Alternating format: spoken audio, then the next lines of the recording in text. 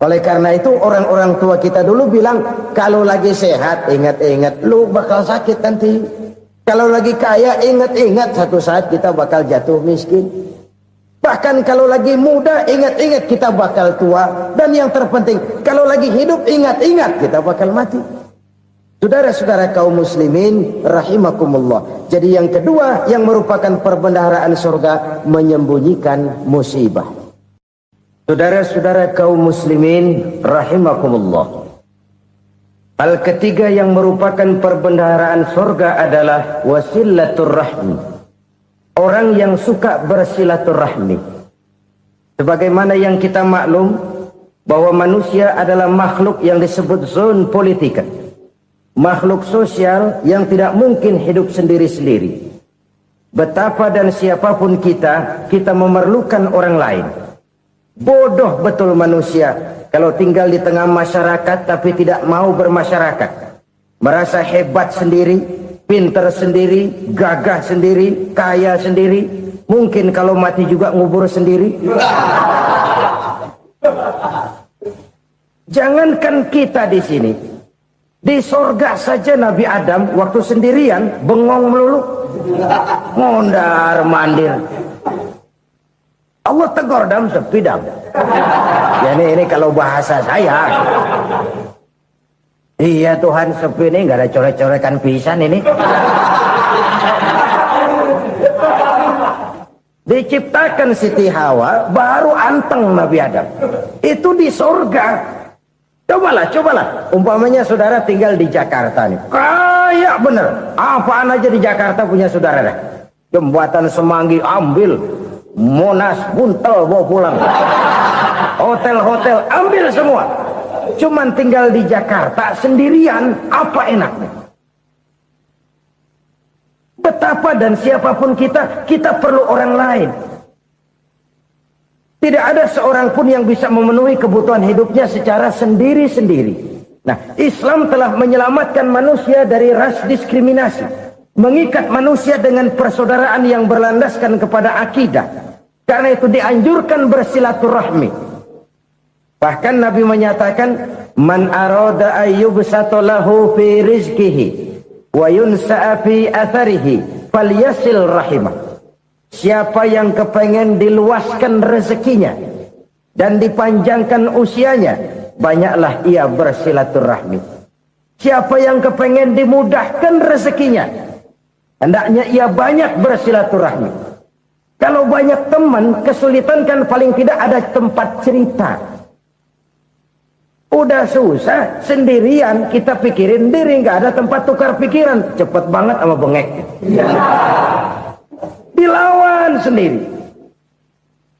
Nah, secara makro kita bisa berkata, tidak mungkin ada kemenangan kalau tidak ada kekuatan. Tidak ada kekuatan kalau tidak ada kesatuan dan persatuan. Tidak mungkin ada kesatuan dan persatuan tanpa semangat silaturahmi. Kalau umat Islam mau menang, dia harus kuat. Kalau umat Islam mau kuat, dia harus bersatu. Kalau umat Islam mau bersatu, dia harus membudayakan silaturahmi ini.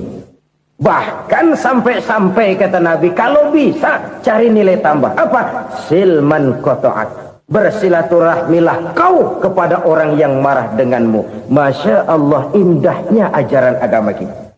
Orang yang marah pun kepada kita, kata Nabi, kalau bisa bersilaturahmilah kepadanya, kepada orang yang marah itu. Di situ nilai tambah. Cuman jujur nih hadis, ngucapinnya gampang, ngamalinnya yang berat banget. Orang marah sama kita disuruh silaturahmi, ada apa malu? Lu marah, ada gua marahan lagi. Tunggu pikirin. Saudara-saudara kaum muslimin rahimakumullah. Tapi ini yang diajarkan, bahkan ini yang dicontohkan oleh baginda Rasul. Bagaimana begitu mudah, misalnya satu saat Abu Jahal ini ngatur strategi bagaimana bikin Muhammad celaka. Dia gali lubang di depan tempat tidurnya. Dia tutupin daun korma. Terus dia panggil seseorang, ke sini. Kasih tahu Muhammad, pamannya sakit keras, minta ditengokin. Berangkat orang ini ke sana. Muhammad, labbaik. Pamanmu sakit keras, dia minta ditengokin. Baik, saya akan datang menjenguk beliau. Berangkatlah Nabi ke rumah Abu Jahal tanpa prasangka apapun. Abu Jahal udah pasang setil, selimut 3 rangkap setengah dipakai, persis kayak orang meriang. Tapi sembari ngintip dari balik selimut, begitu Muhammad buka pintu, nah masuk perangkap nih. Muhammad jalan menuju tempat pembaringan. Makin lama makin dekat, makin lama makin dekat, makin dekat ke lubang yang dipasang oleh Abu Jahal itu. Dalam hati Abu Jahal, terus dah jatuh, mampus dah lo ini. Mampus lo hari ini. Apa yang terjadi? Malaikat Jibril datang. Muhammad, pamanmu cuma pura-pura sakit. Di depan tempat tidurnya ada lubang perangkap supaya kamu jatuh ke situ. Sudah, kamu pulang. Balik kanan Nabi. Sudah hampir jatuh ke lubang, balik kanan, pulang. Bayangin kecewanya Abu Jahal. Muhammad dikit lagi, Muhammad dikit lagi. Enggak paman, saya pulang aja. Emosi bangun dari tempat tidur, enggak sadar kalau lagi pura-pura sakit. Lompat ngejar Nabi, dia lupa dengan lubang yang dia gali. Pusrak, nyemplung sendiri ke dalam lubang.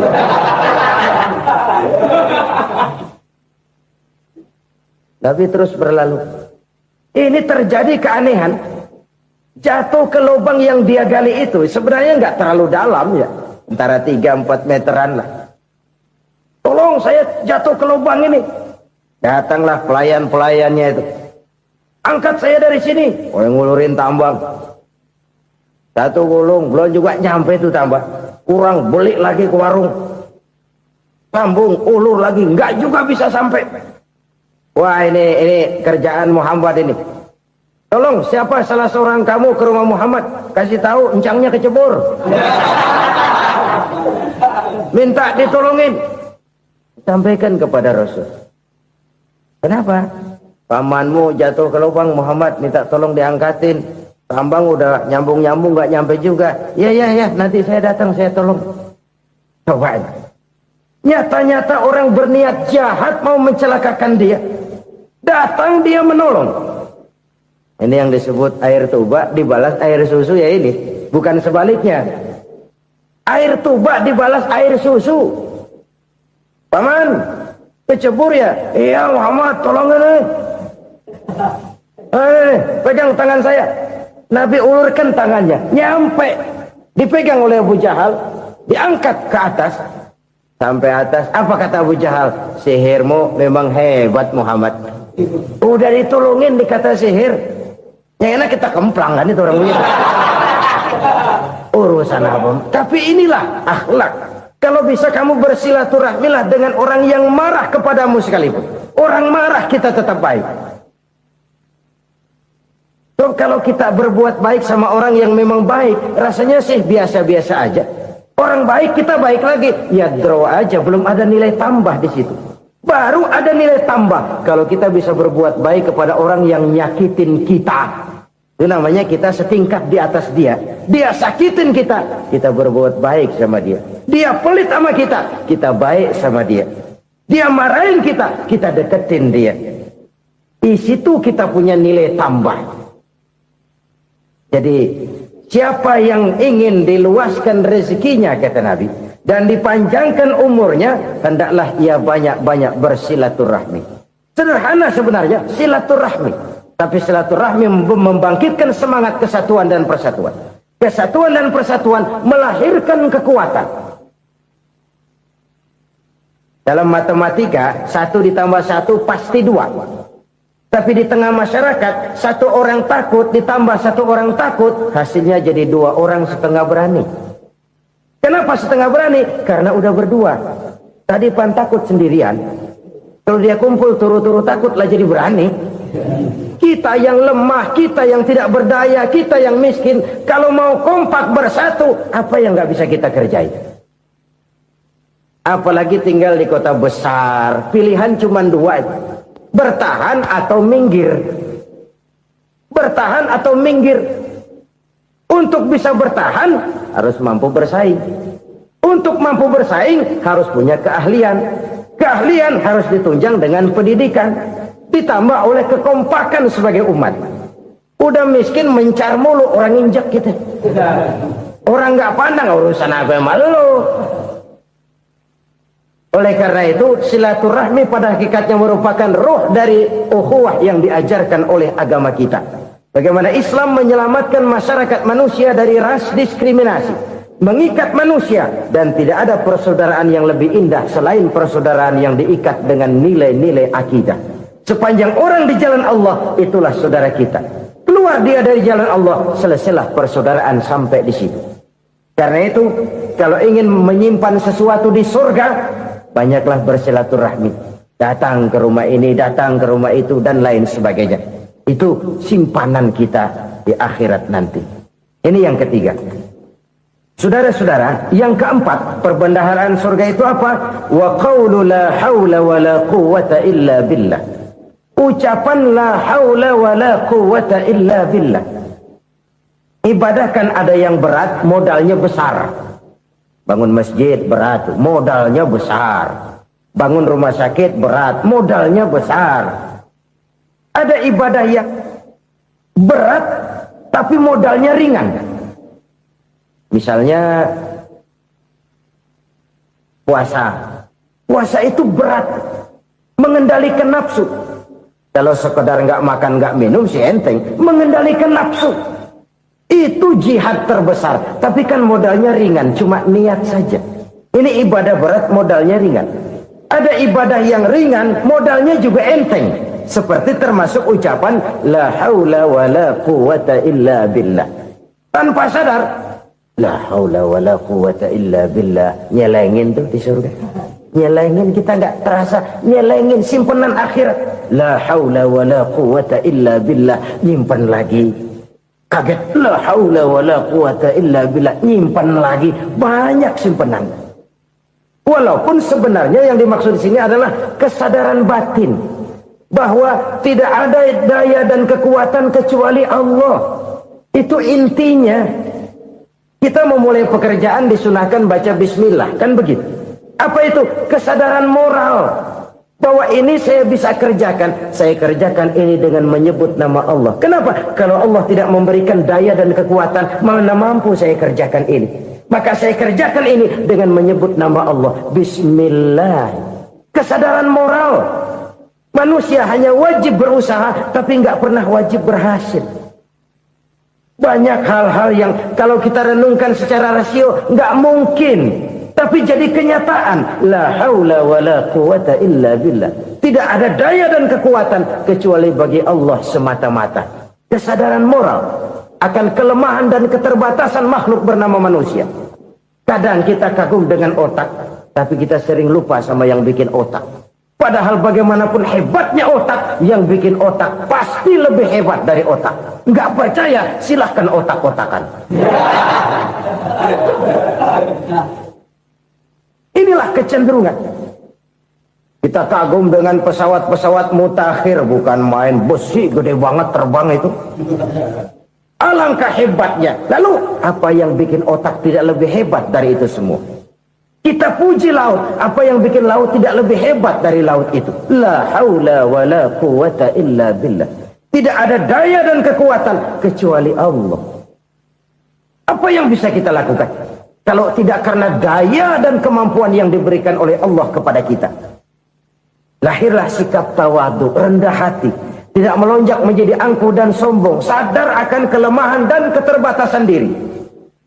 Sebagai makhluk yang diciptakan oleh Allah Subhanahu wa ta'ala. Jadi satu sisi ini ucapan yang berpahala, la haula, jadi wiridan. Pada sisi lain ini kesadaran moral, sikap mental, kesadaran batin. Bahwa yang punya daya dan kekuatan itu cuma Allah. Kita nggak pantas untuk sombong. Sebab sombong itu pakaiannya Allah. Kita nggak sedang pakai pakaian Allah, kegedean. Dan makin kita renungi, makin terbentur. Apa sih yang bisa kita sombongin? Kita mau sombong apa? Kaya? Pintar? Itu kan semua relatif. Di atas langit masih ada langit lagi. Jadi oleh karenanya, marilah kita menyadari. Manusia hanya wajib berusaha, tapi tidak pernah wajib berhasil. Yang berusaha saja tidak wajib berhasil, apalagi yang tidak berusaha. Islam bukan agama orang pemalas yang selesai sholat lalu ngelohom, nggelenggem ayem-ayem. Tapi Islam bukan agama orang sombong yang setelah berusaha lalu tidak memerlukan Allah. Kita bisa saja bikin proyeksi, tahun sekian kita bakal panen besar menurut perhitungan otak. Tapi ada kejadian lain. Apa? Tikus ngambek. Habis itu dimakanin tikus, panen gagal. Proyeksi rasional gagal oleh tikus-tikus yang ngambek itu. Bisa saja terjadi. Tahun depan kita panen besar. Urung. Kenapa? Musim panas panjang. Dan sekarang ini koran-koran bikin berita musim mengalami penyelewengan.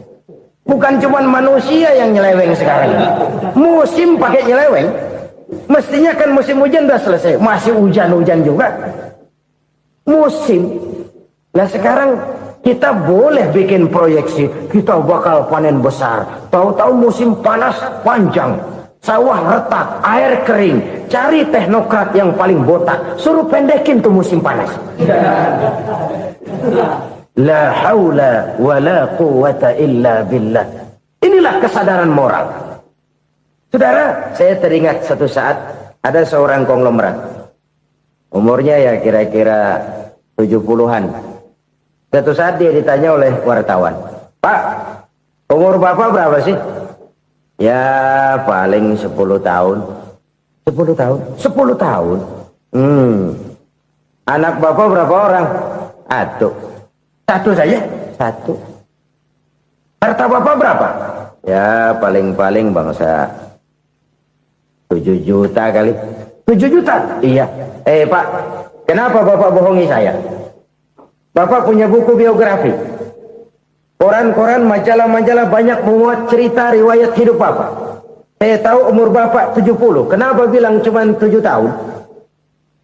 Saya tahu anak Bapak 8. Kenapa cuma bilang 1? Saya tahu harta Bapak miliaran, mungkin triliunan. Pabrik di mana-mana, bank di mana-mana. Kenapa bilang uang Bapak cuma 7 juta? Nah, kata si konglomerat tadi, kamu benar, nak, kamu benar. Umur saya kalau jumlahnya memang 70, nak.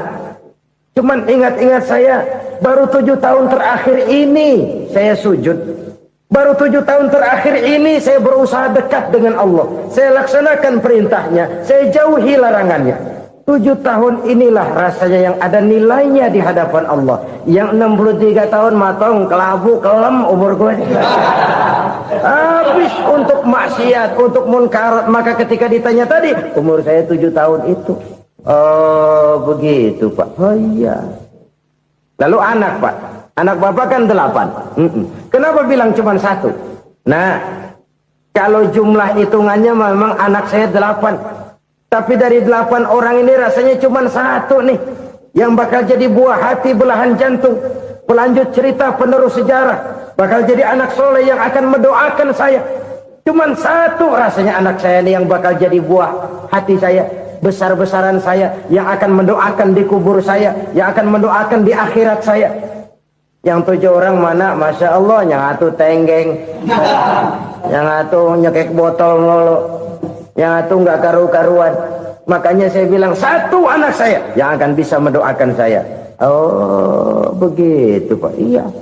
Nah harta Pak, harta Bapak kan triliunan. Pabrik Bapak di mana-mana.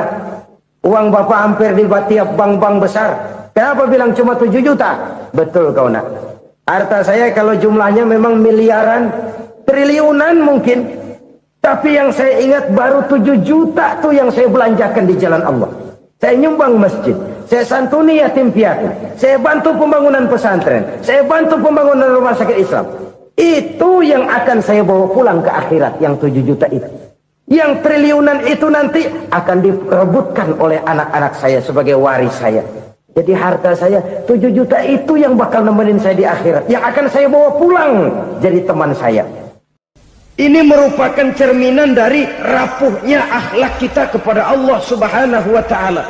Karena usaha saya memang Karena saya peras keringat banting tulang, tentu.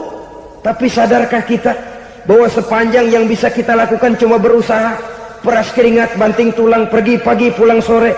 Tapi bisakah kita memastikan hasil usaha kita? Apalagi yang paling dekat, misalnya saja yang sungguh-sungguh di luar jangkauan kemampuan kita, soal rezeki, soal jodoh, soal maut. Kitakah yang mengatur?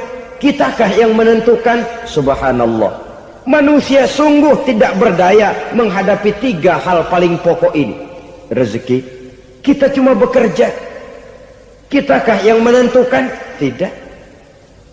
Kita berusaha saja rezeki belum pasti dapat, apalagi kalau kita tidak berusaha. Jangan terjebak dalam fatalisme, belum perang udah nyerah. Emang dasar rezeki datangnya dari Tuhan, nggak usah kerja, dan ntar juga kalau dia datang. Dari mana datangnya? Kerja saja belum tentu dapat rezeki, apalagi kalau tidak kerja.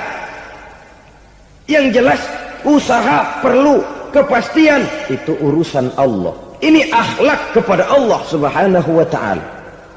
Jodoh juga begitu. Kita berusaha, kita berupaya, Allah menghendaki lain jadinya. Maut juga begitu. Siapa sih yang pengen ngadepi maut? Siapa sih yang pengen mati? Siapa sih yang pengen ketemu malaikat Israel? Tidak seorang pun kalau ditanya, kecuali mereka yang putus asa ya. Kalau otaknya masih normal, mau mati mesti belakangan dulu udah dikit. Tapi yang satu itu saudara, kalau dia sudah datang, tenaga mana yang bisa menolak? Kalau dia sudah berkunjung, kekuatan mana yang bisa menghindar? Kalau dia sudah ingin bertemu, kemana kita bisa melarikan diri? Manusia sepanjang yang dia lakukan hanya berusaha, tapi kepastian, ketentuan dari Allah Subhanahu wa ta'ala. Orang yang kufur nikmat, nutupin Allah. Dia merasa rezekinya adalah mutlak peras keringatnya, seolah-olah Allah nggak punya peranan apa-apa di situ. Oh, ini kan saya bisa rumah begini karena saya kerja keras. Oh, ini mobil saya begini saya kerja keras. Peras keringat banting tulang keras.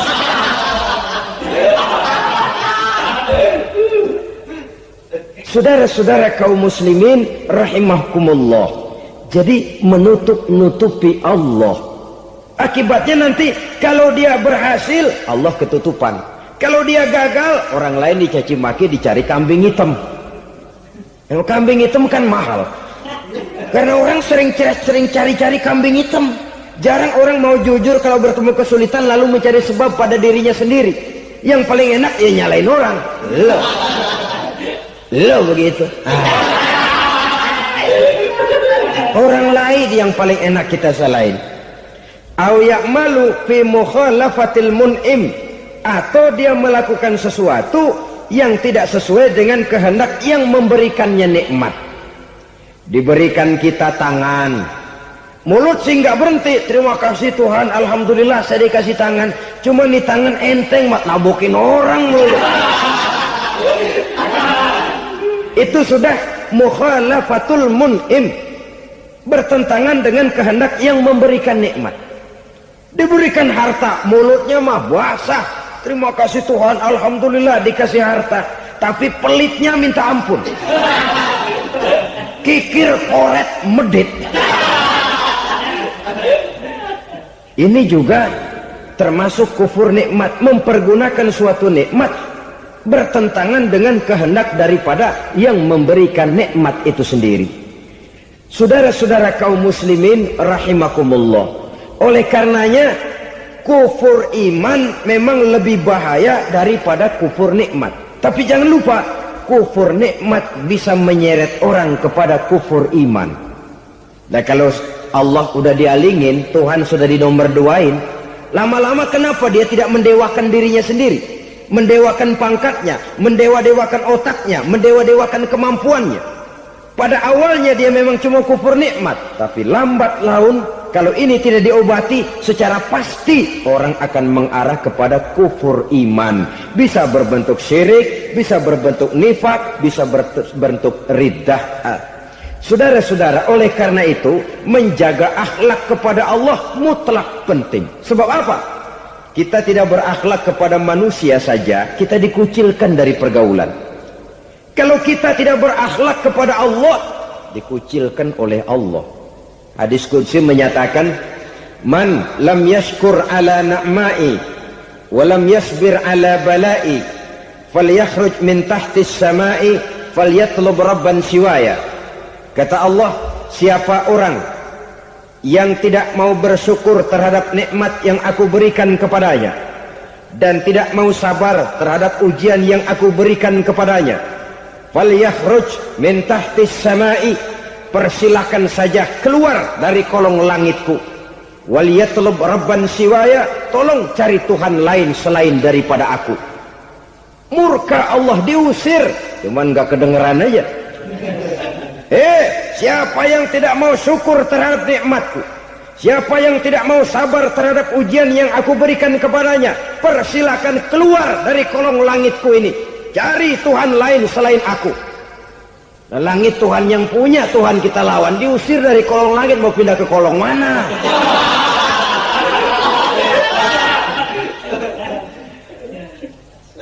Jadi jangan merasa kufur nikmat kan enteng. Iya, kelihatannya begitu, tidak sebahaya kufur iman. Tapi kufur nikmat ini merupakan anak tangga yang kalau kita sudah mulai naik, kita akan naik terus sampai kepada tingkat di mana kita mengalami kufur iman. Kalau sudah ke sana, maka akhlak kita kepada Allah terkenalah erosi, terkena polusi, hancur akhlak kepada Allah, dan itulah sumber kesengsaraan abadi.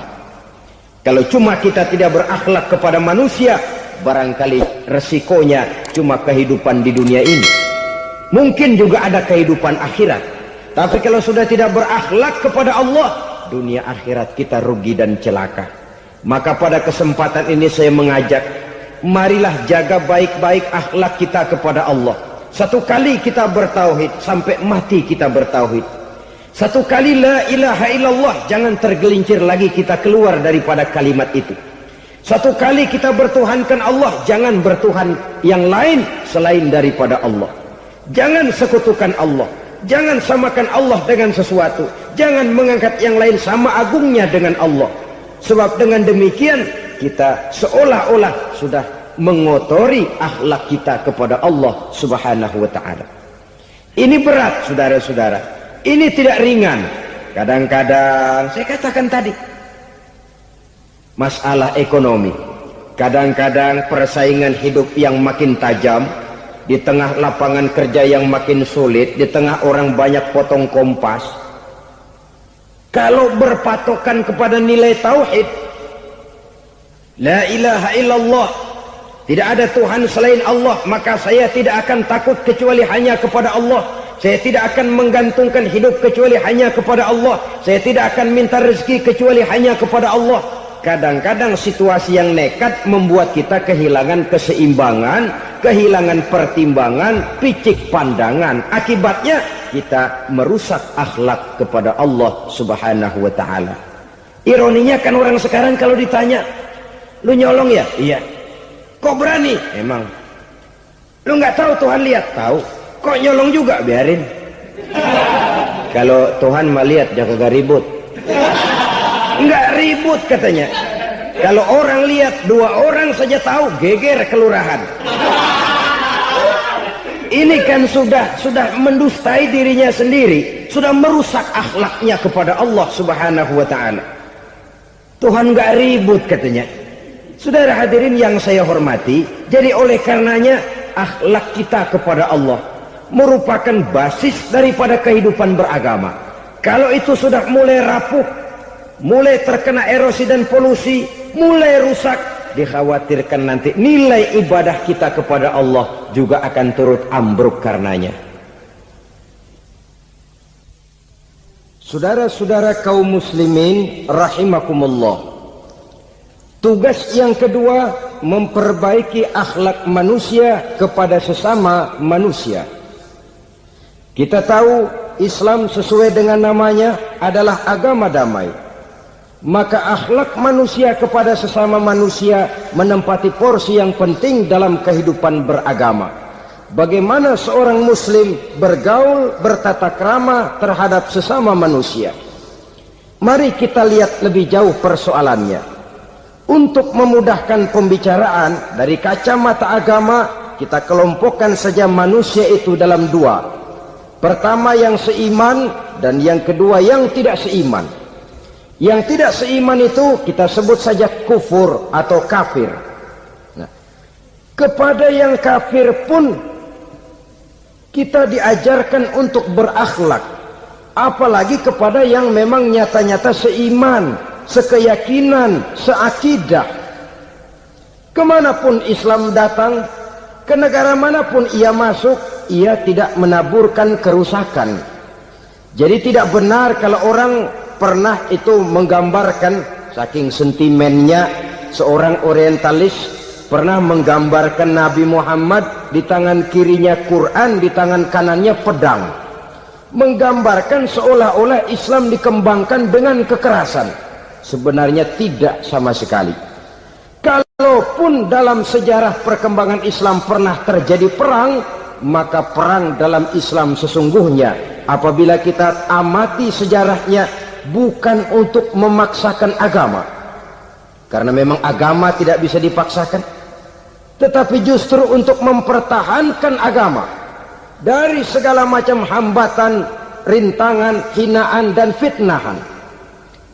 Tapi kemanapun yang jelas Islam masuk, dia tidak pernah membuat kekacauan, kerusuhan, ataupun penghancuran. Candi Prambanan bahkan dipugar, gereja-gereja tidak ada yang dihancurkan oleh umat Islam. Kenapa? Islam agama damai. Soal agama, soal lakum dinukum waliyadin, la ikraha fid din, qad tabayyana ar-rusdu minal ghayy. Tidak ada paksaan dalam beragama, sebab nyata yang benar dengan yang tidak benar. Belum pernah ada orang kafir masuk ke perkampungan orang Islam lalu dikejar-kejar, diteriakin kafir, kafir, sunatin.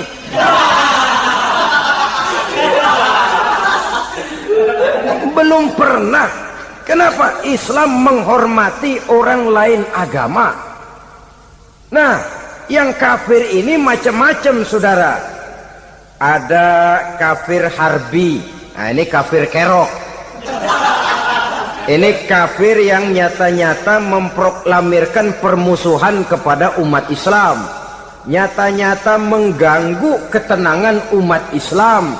Kafir yang seperti ini yang boleh diperangi. Misalnya kita mau sembahyang Jumat dijagain, nggak boleh sembahyang Jumat, getok palanya. Kafir harbi artinya tantangan perang datang dari mereka, bukan kita yang mulai. Mereka yang buka front. Prinsipnya umat Islam tidak boleh mencari-cari musuh, tapi pun tidak boleh lari kalau ketemu musuh. Musuh jangan dicari, ketemu jangan lari. Karena itu kesan seolah-olah umat Islam ini teroris, umat Islam ini destroyer, umat Islam ini sering menimbulkan keonaran, kerusakan. Sungguh satu fitnahan yang sangat keji. Umat Islam adalah umat yang cinta damai. Islam di masa perkembangannya masuki Eropa melalui Selat Gibraltar, Jabal Tariq, memasuki Spanyol. Islam tidak pernah meruntuhkan gereja. Islam tidak pernah membunuh orang-orang Nasrani. Bahkan Islam mewariskan peradaban dan kebudayaan yang begitu tinggi nilainya di bidang ilmu pengetahuan. Sampai ketika itu Barat banyak mengkaji ilmu pengetahuan dari dunia Islam. Buku-buku berbahasa Arab diterjemahkan ke bahasa Yunani, dipelajari oleh para cendekiawan di negeri Barat sana. Mereka mengambil manfaat yang banyak dari masuknya Islam ke Eropa. Sementara gereja tetap berdiri dengan megahnya. Kuil-kuil tempat peribadatan tidak satupun yang diusik-usik. Kenapa? Islam agama yang cinta damai. Asal dia tidak diganggu, asal kehormatannya tidak dihinakan. Jadi kafir harbi, kafir yang nyata-nyata nantang perang, ngajak berkelahi. Itu kafir yang nyari penyakit. Kafir harbi ini boleh diperangi dengan catatan mereka yang memang mulai. Yang kedua kafir zimmi. Kafir zimmi kafir yang hidup di tengah mayoritas muslim, tapi mereka mau hidup dengan aman, damai, tenang. Mereka wajib dilindungi. Bahkan Nabi pernah memberikan satu jaminan, man azazimiyan faqad azani. Siapa yang mengganggu orang kafir zimmi sama saja dengan mengganggu saya. Kehormatannya dijaga, harta bendanya dilindungi, anak istrinya pun dilindungi. Dan ini jadi kenyataan. Saudara bisa lihat di negara-negara yang mayoritas penduduknya beragama Islam, orang-orang kafir di luar Islam hidup dengan tenang, aman, damai. Di Saudi Arabia, di luar tanah haram, di luar Mekah dan Madinah, banyak orang-orang kafir mencari nafkah. Mereka tenang, aman, dilindungi undang-undang.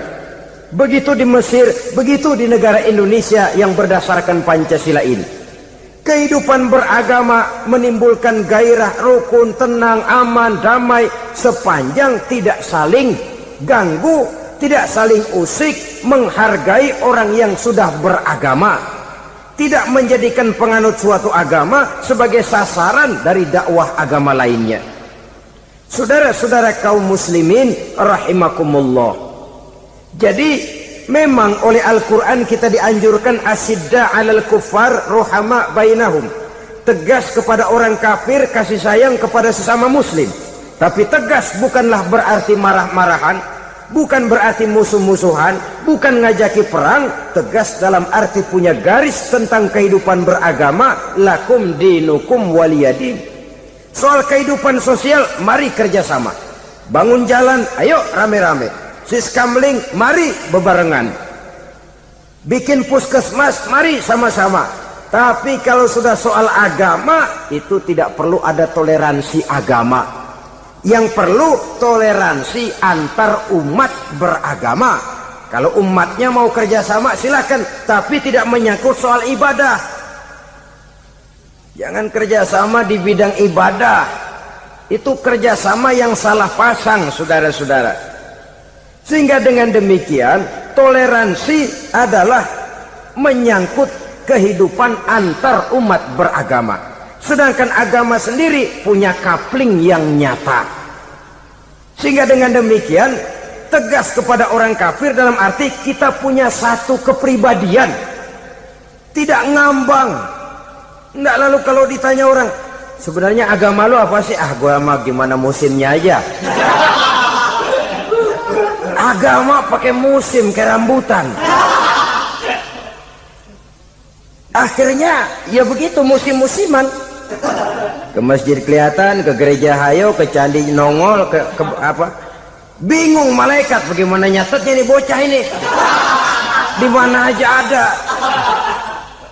Kita punya satu kepribadian. Saya muslim dan garis saya ini, lakum dinukum waliyadin.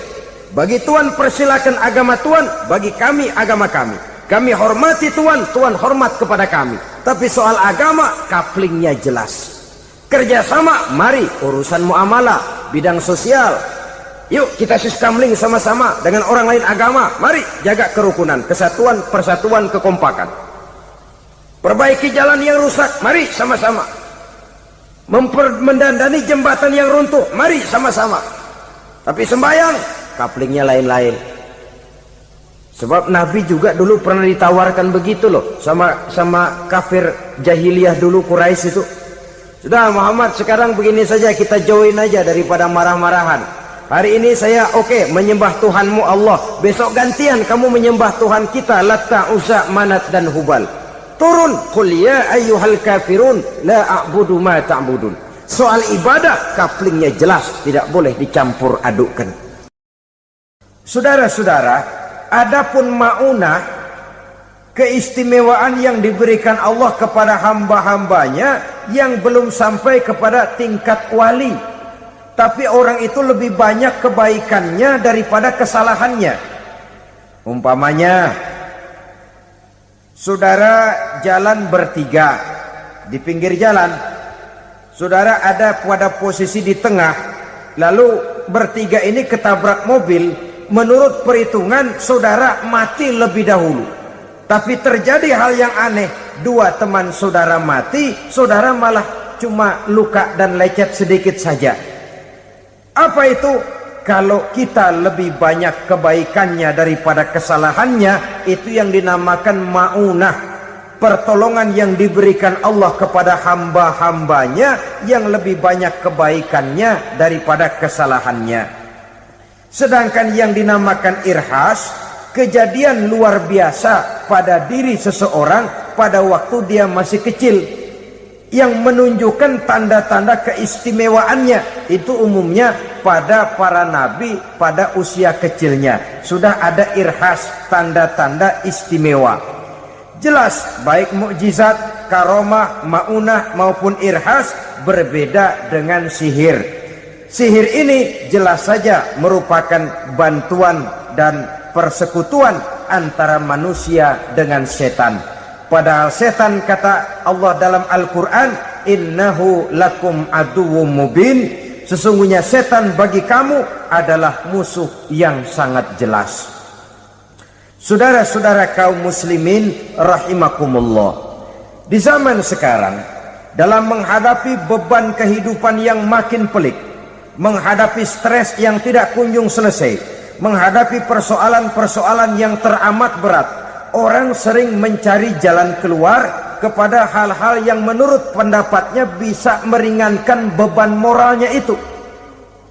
Pergilah dia mencari sesuatu yang dapat meringankan bebannya. Dan tidak jarang yang jatuh ke pangkuan tukang-tukang tenung, ke pangkuan tukang-tukang sihir, yang mereka itu oleh Quran dijelaskan kadzabal munajjimun walau sodaku. Tukang-tukang tenung, tukang-tukang sihir, mereka itu bohong walaupun benar. Maksudnya bohong walaupun benar, artinya kalau yang mereka kerjakan benar, itu sih kebenaran. Benar dengan kebenaran itu lain. Kebenaran, kebetulan bisa, tapi tidak untuk selalu. Apalagi kalau itu sudah membahayakan kehidupan orang lain. Jadi oleh karena itu Nabi berpesan, jauhilah daripada sihir. Kalau sudah jauhilah dari sihir, artinya ya jauhilah daripada mempelajarinya, jauhilah daripada bergaul dengan orang-orang yang ahli di bidang itu, karena dari pergaulan segalanya bisa menular. Ini merupakan cerminan dari rapuhnya akhlak kita kepada Allah Subhanahu wa taala. Karena usaha saya memang, karena saya peras keringat banting tulang, tentu. Tapi sadarkah kita bahwa sepanjang yang bisa kita lakukan cuma berusaha, peras keringat banting tulang, pergi pagi pulang sore. Tapi bisakah kita memastikan hasil usaha kita? Apalagi yang paling dekat, misalnya saja yang sungguh-sungguh di luar jangkauan kemampuan kita, soal rezeki, soal jodoh, soal maut. Kitakah yang mengatur? Kitakah yang menentukan? Subhanallah. Manusia sungguh tidak berdaya menghadapi 3 hal paling pokok ini. Rezeki, kita cuma bekerja. Kitakah yang menentukan? Tidak. Kita berusaha saja, rezeki belum pasti dapat. Apalagi kalau kita tidak berusaha. Jangan terjebak dalam fatalisme. Belum perang udah nyerah. Emang dasar rezeki datangnya dari Tuhan, gak usah kerja, dan ntar juga kalau dia datang. Dari mana datangnya? Kerja saja belum tentu dapat rezeki, apalagi kalau tidak kerja. Yang jelas usaha perlu kepastian, itu urusan Allah. Ini akhlak kepada Allah Subhanahu wa taala. Jodoh juga begitu. Kita berusaha, kita berupaya, Allah menghendaki lain jadinya. Maut juga begitu. Siapa sih yang pengen ngadepi maut? Siapa sih yang pengen mati? Siapa sih yang pengen ketemu malaikat Israel? Tidak seorang pun kalau ditanya, kecuali mereka yang putus asa ya. Kalau otaknya masih normal, mau mati mesti belakangan dulu udah dikit. Tapi yang satu itu, saudara, kalau dia sudah datang, tenaga mana yang bisa menolak? Kalau dia sudah berkunjung, kekuatan mana yang bisa menghindar? Kalau dia sudah ingin bertemu, kemana kita bisa melarikan diri? Manusia sepanjang yang dia lakukan hanya berusaha, tapi kepastian, ketentuan dari Allah Subhanahu wa taala. Orang yang kufur nikmat nutup-nutupin Allah. Dia merasa rezekinya adalah mutlak peras keringatnya. Seolah-olah Allah nggak punya peranan apa-apa di situ. Oh, ini kan saya bisa rumah begini karena saya kerja keras. Oh, ini mobil saya begini saya kerja keras. Peras keringat, banting tulang keras.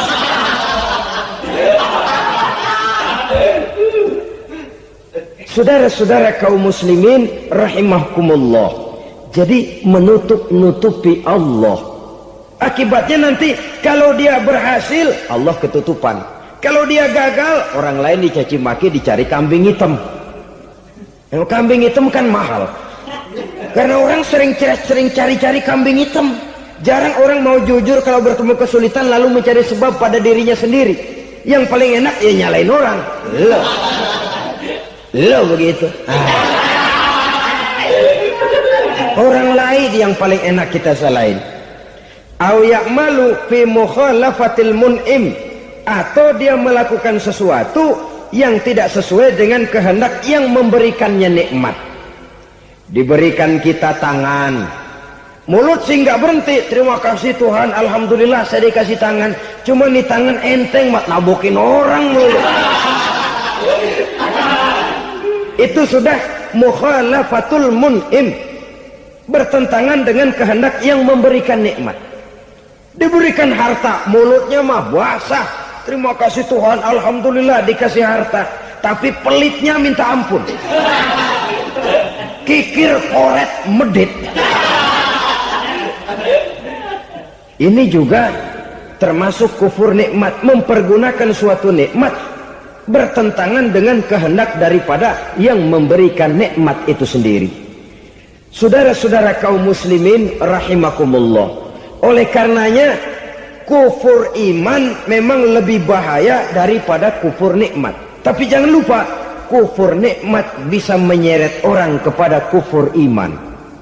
Nah kalau Allah udah dialingin, Tuhan sudah dinomor duain, lama-lama kenapa dia tidak mendewakan dirinya sendiri, mendewakan pangkatnya, mendewa-dewakan otaknya, mendewa-dewakan kemampuannya? Pada awalnya dia memang cuma kufur nikmat, tapi lambat laun kalau ini tidak diobati, secara pasti orang akan mengarah kepada kufur iman. Bisa berbentuk syirik, bisa berbentuk nifak, bisa berbentuk riddah. Saudara-saudara, oleh karena itu menjaga akhlak kepada Allah mutlak penting. Sebab apa? Kita tidak berakhlak kepada manusia saja, kita dikucilkan dari pergaulan. Kalau kita tidak berakhlak kepada Allah, dikucilkan oleh Allah. Hadis qudsi menyatakan, man lam yashkur ala na'mai wa lam yasbir ala balai falyakhruj min tahtis samai falyatlub rabban siwaya. Kata Allah, siapa orang yang tidak mau bersyukur terhadap nikmat yang aku berikan kepadanya dan tidak mau sabar terhadap ujian yang aku berikan kepadanya, falyakhruj min tahtis samai, persilahkan saja keluar dari kolong langitku, waliyatlub rabban siwaya, tolong cari Tuhan lain selain daripada aku. Murka Allah, diusir, cuman gak kedengeran aja. Siapa yang tidak mau syukur terhadap nikmatku, siapa yang tidak mau sabar terhadap ujian yang aku berikan kepadanya, persilahkan keluar dari kolong langitku ini, cari Tuhan lain selain aku. Nah, langit Tuhan yang punya, Tuhan kita lawan, diusir dari kolong langit, mau pindah ke kolong mana?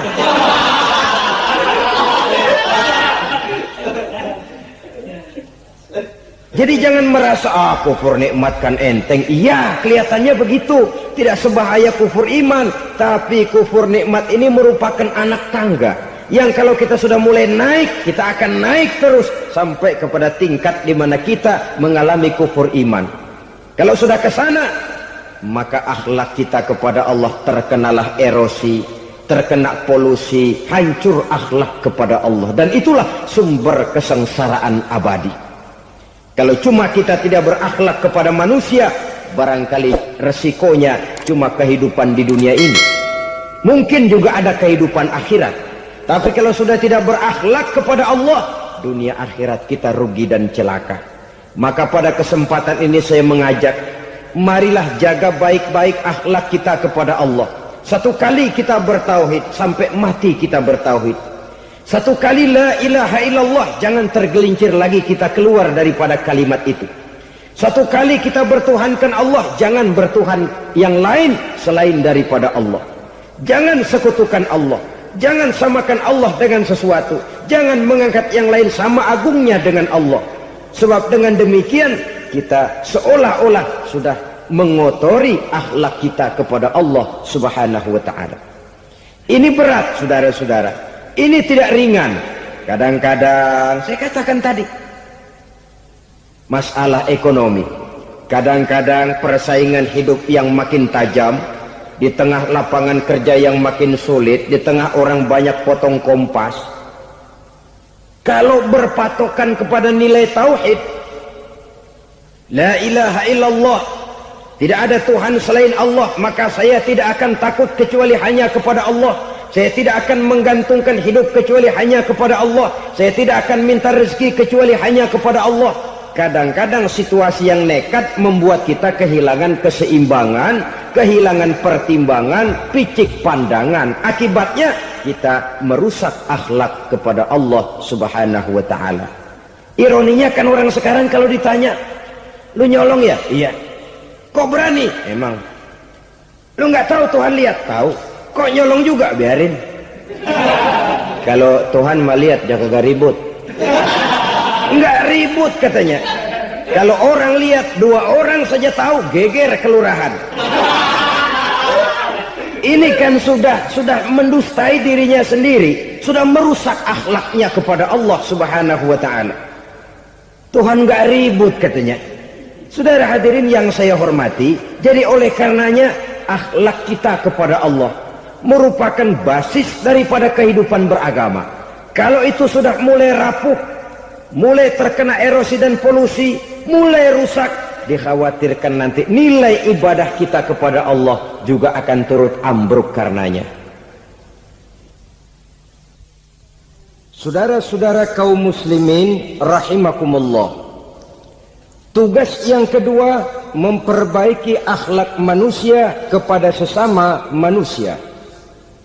Kita tahu Islam sesuai dengan namanya adalah agama damai. Maka akhlak manusia kepada sesama manusia menempati porsi yang penting dalam kehidupan beragama. Bagaimana seorang muslim bergaul, bertata krama terhadap sesama manusia. Mari kita lihat lebih jauh persoalannya. Untuk memudahkan pembicaraan dari kacamata agama, kita kelompokkan saja manusia itu dalam 2. Pertama yang seiman, dan yang kedua yang tidak seiman. Yang tidak seiman itu kita sebut saja kufur atau kafir. Nah, kepada yang kafir pun kita diajarkan untuk berakhlak, apalagi kepada yang memang nyata-nyata seiman, sekeyakinan, seakidah. Kemanapun Islam datang, ke negara manapun ia masuk, ia tidak menaburkan kerusakan. Jadi tidak benar kalau orang pernah itu menggambarkan, saking sentimennya seorang orientalis pernah menggambarkan Nabi Muhammad di tangan kirinya Quran, di tangan kanannya pedang, menggambarkan seolah-olah Islam dikembangkan dengan kekerasan. Sebenarnya tidak sama sekali.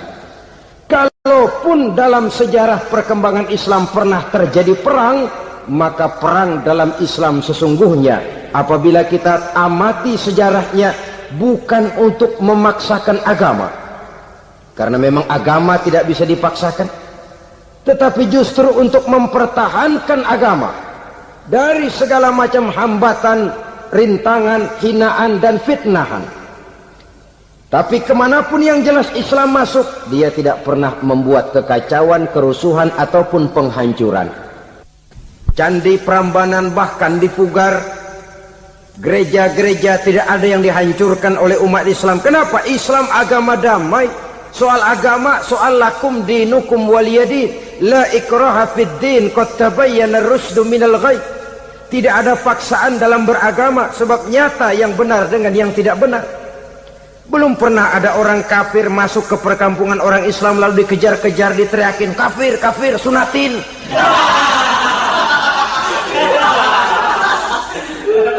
Belum pernah. Kenapa? Islam menghormati orang lain agama. Nah, yang kafir ini macam-macam, saudara. Ada kafir harbi. Nah, ini kafir kerok. Ini kafir yang nyata-nyata memproklamirkan permusuhan kepada umat Islam. Nyata-nyata mengganggu ketenangan umat Islam. Kafir yang seperti ini yang boleh diperangi. Misalnya kita mau sembahyang Jumat dijagain. Nggak boleh sembahyang Jumat, getok palanya.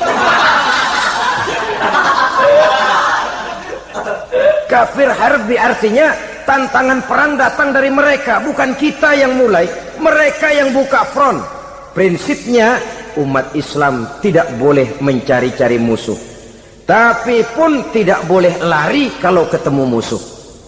Musuh jangan dicari, ketemu jangan lari. Karena itu kesan seolah-olah umat Islam ini teroris, umat Islam ini destroyer, umat Islam ini sering menimbulkan keonaran, kerusakan. Sungguh satu fitnahan yang sangat keji.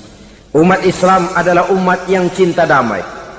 Islam di masa perkembangannya masuki Eropa melalui Selat Gibraltar, Jabal Tariq, memasuki Spanyol. Islam tidak pernah meruntuhkan gereja. Islam tidak pernah membunuh orang-orang Nasrani.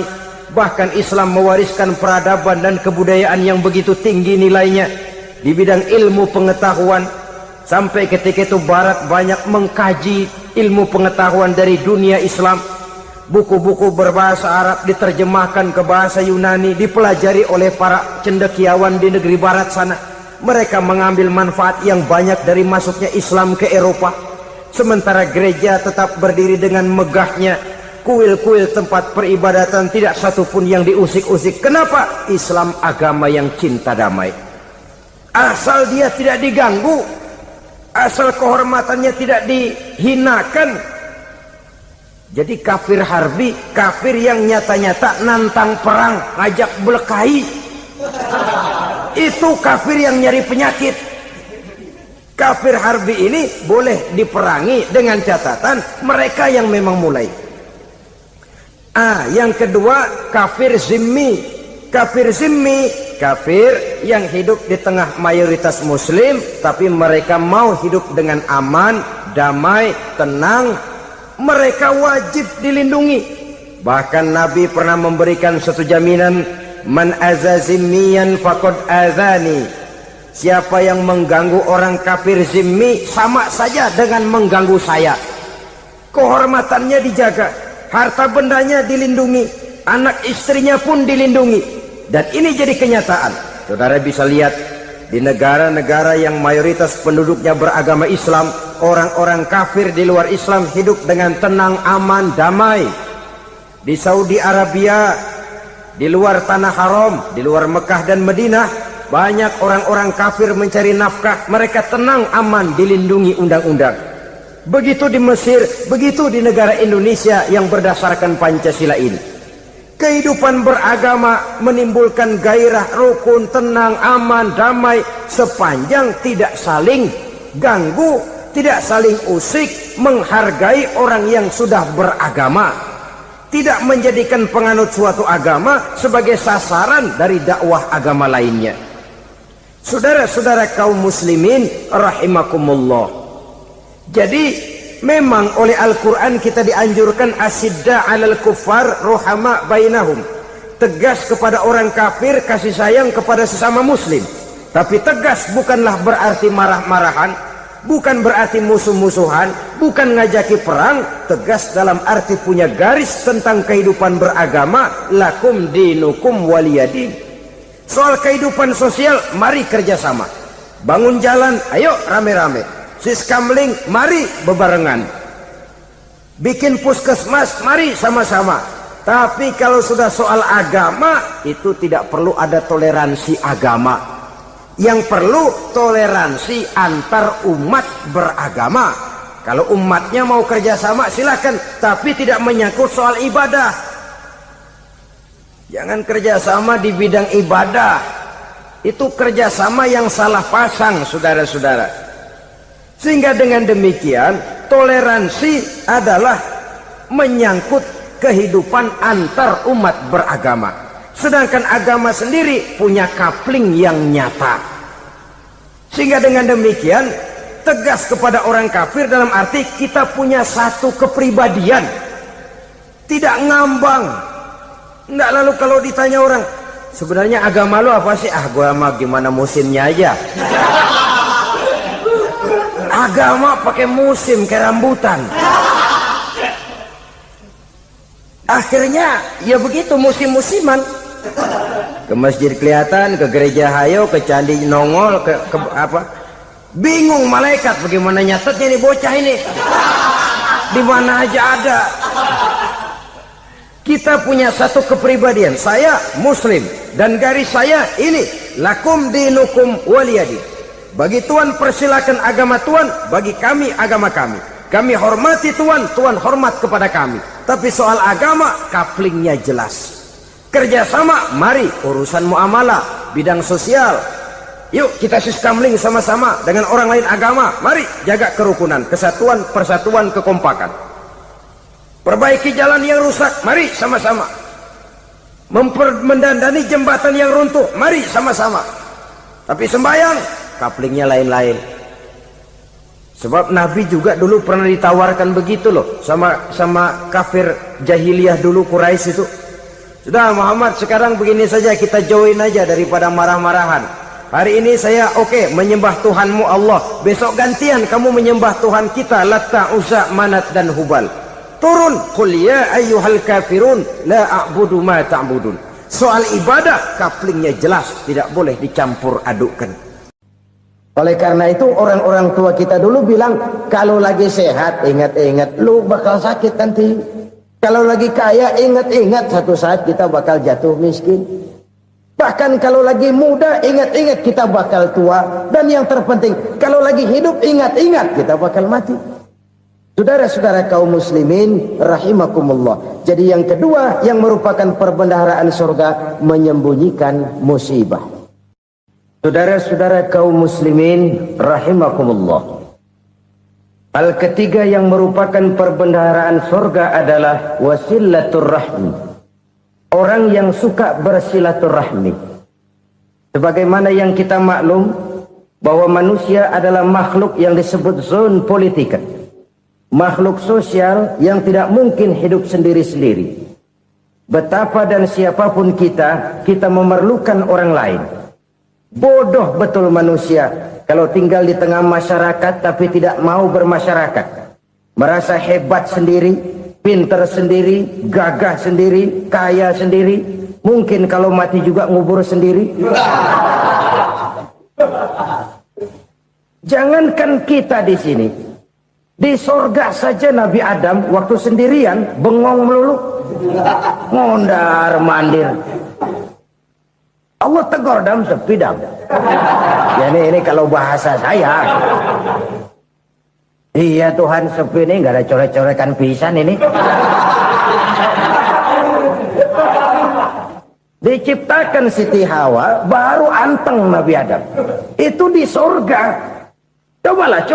Umpamanya saudara tinggal di Jakarta nih. Kaya bener. Apaan aja di Jakarta punya saudara dah. Jembatan Semanggi ambil. Monas, Buntel bawa pulang. Hotel-hotel ambil semua. Cuman tinggal di Jakarta sendirian, apa enaknya? Betapa dan siapapun kita perlu orang lain. Tidak ada seorang pun yang bisa memenuhi kebutuhan hidupnya secara sendiri-sendiri. Nah, Islam telah menyelamatkan manusia dari ras diskriminasi, mengikat manusia dengan persaudaraan yang berlandaskan kepada akidah. Karena itu dianjurkan bersilaturahmi. Bahkan Nabi menyatakan, man arada ayyubsata lahu fi rizqihi wa yunsa'a fi atharihi falyasil rahimah. Siapa yang kepengen diluaskan rezekinya dan dipanjangkan usianya, banyaklah ia bersilaturahmi. Siapa yang kepengen dimudahkan rezekinya, hendaknya ia banyak bersilaturahmi. Kalau banyak teman, kesulitan kan paling tidak ada tempat cerita.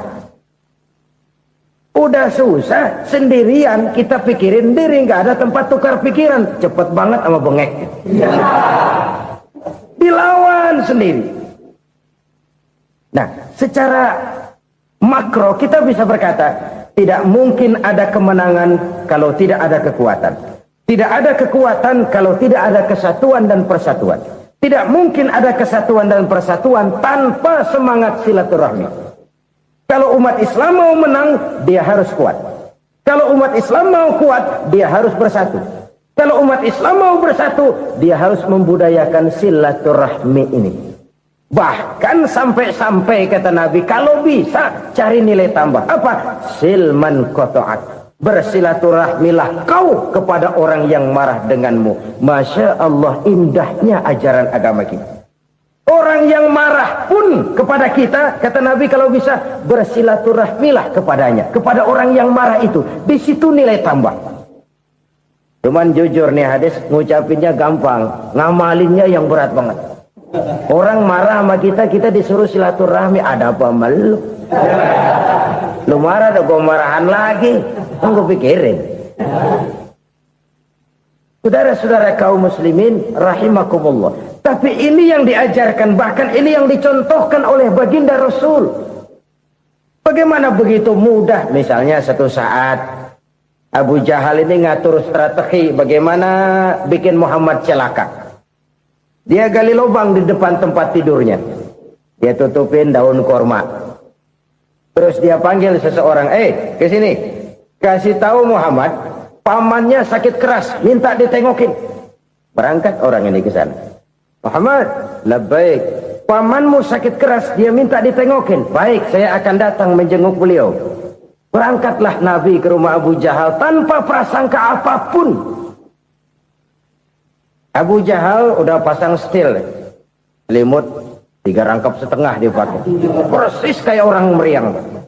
Tapi sembari ngintip dari balik selimut, begitu Muhammad buka pintu, nah masuk perangkap nih. Muhammad jalan menuju tempat pembaringan, makin lama makin dekat, makin lama makin dekat ke lubang yang dipasang oleh Abu Jahal itu. Dalam hati Abu Jahal, terus dah jatuh, mampus dah lo ini. Mampus lo hari ini nih. Apa yang terjadi? Malaikat Jibril datang. Muhammad, pamanmu cuma pura-pura sakit. Di depan tempat tidurnya ada lubang perangkap supaya kamu jatuh ke situ. Sudah, kamu pulang. Balik kanan Nabi. Sudah hampir jatuh ke lubang, balik kanan, pulang. Bayangin kecewanya Abu Jahal. Muhammad dikit lagi. Enggak paman, saya pulang aja. Emosi bangun dari tempat tidur, enggak sadar kalau lagi pura-pura sakit. Lompat ngejar Nabi, dia lupa dengan lubang yang dia gali. Pusrak, nyemplung sendiri ke dalam lubang.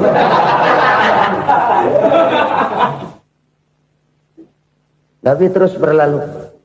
Ini terjadi keanehan. Jatuh ke lubang yang dia gali itu sebenarnya nggak terlalu dalam ya, antara 3-4 meteran lah. Tolong saya jatuh ke lubang ini. Datanglah pelayan-pelayannya itu. Angkat saya dari sini. Oh, yang ngulurin tambang. Satu gulung belum juga nyampe itu tambang. Kurang, beli lagi ke warung. Sambung, ulur lagi, nggak juga bisa sampai. Wah, ini kerjaan Muhammad ini. Tolong, siapa salah seorang kamu ke rumah Muhammad, kasih tahu encangnya kecebur. Minta ditolongin. Sampaikan kepada Rasul. Kenapa? Pamanmu jatuh ke lubang, Muhammad minta tolong diangkatin. Tambang udah nyambung-nyambung nggak nyampe juga. Ya, nanti saya datang, saya tolong. Coba. Nyata-nyata orang berniat jahat mau mencelakakan dia. Datang dia menolong. Ini yang disebut air tuba dibalas air susu ya ini. Bukan sebaliknya. Air tuba dibalas air susu. Paman, kecebur ya? Iya Muhammad, tolong ini. Pegang tangan saya. Nabi ulurkan tangannya. Nyampe. Dipegang oleh Abu Jahal, diangkat ke atas. Sampai atas, apa kata Abu Jahal? Sihirmu memang hebat Muhammad. Udah ditolongin dikata sihir. Yang enak kita kemplang kan itu orang begitu. Urusan apa? Tapi inilah akhlak. Kalau bisa kamu bersilaturahmilah dengan orang yang marah kepadamu sekalipun. Orang marah kita tetap baik. So, kalau kita berbuat baik sama orang yang memang baik, rasanya sih biasa-biasa aja. Orang baik kita baik lagi, ya draw aja, belum ada nilai tambah di situ. Baru ada nilai tambah kalau kita bisa berbuat baik kepada orang yang nyakitin kita. Itu namanya kita setingkat di atas dia. Dia sakitin kita, kita berbuat baik sama dia. Dia pelit sama kita baik sama dia. Dia marahin kita deketin dia.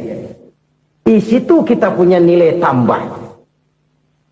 Jadi siapa yang ingin diluaskan rezekinya, kata Nabi, dan dipanjangkan umurnya, hendaklah ia banyak-banyak bersilaturahmi.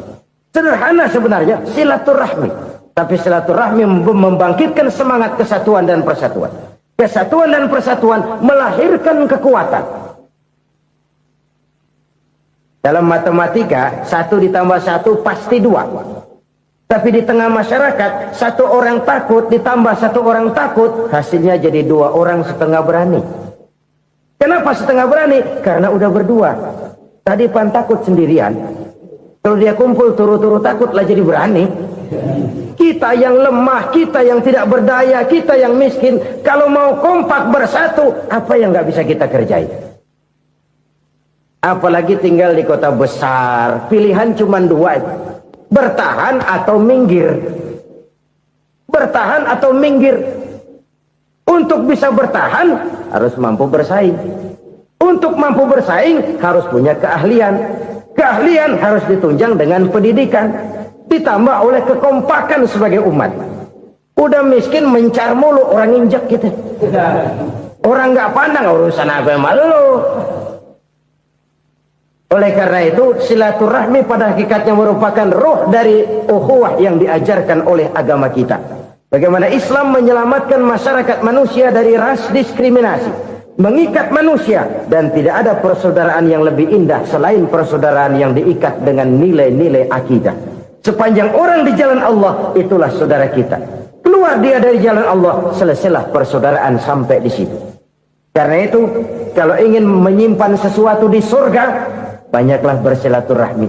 Datang ke rumah ini, datang ke rumah itu, dan lain sebagainya. Itu simpanan kita di akhirat nanti. Ini yang ketiga. Saudara-saudara, yang keempat, perbendaharaan surga itu apa? Wa qawlu la hawla wa la quwwata illa billah. Ucapan la hawla wa la quwwata illa billah. Ibadah kan ada yang berat, modalnya besar. Bangun masjid berat, modalnya besar. Bangun rumah sakit berat, modalnya besar. Ada ibadah yang berat, tapi modalnya ringan. Misalnya puasa.